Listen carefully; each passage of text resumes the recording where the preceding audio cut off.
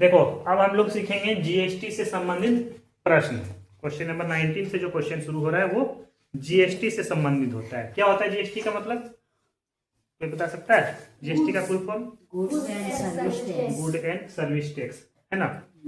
ज्योत्सना ने एक वस्तु 4% बिक्री कर सहित 208 रुपए में खरीदा।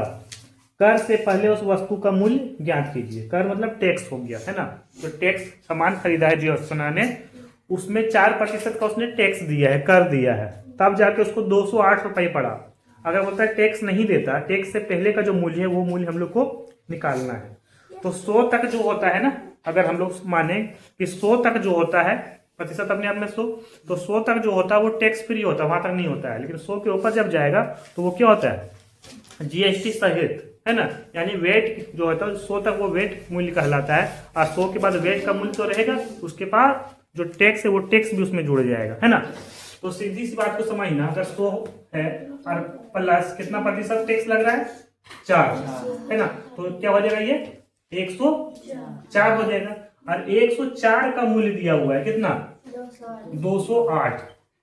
104 के बोला है कि टैक्स लगाने के बाद जो खरीदा है वो 208 में खरीदा है। तो 100 रुपए ऐसे हमको लग रहा है अपने आप में प्रतिशत में 100, और 4% टैक्स लग रहा है, कितना हो गया 104। और 104 का दाम कितना दिया हुआ है 208।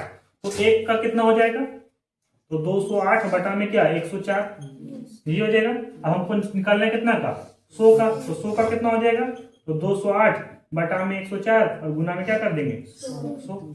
यही तरीके से निकालते आ रहे हैं। जीएसटी लगी है, कोई अलग तरीका नहीं आएगा, समझ गया ना।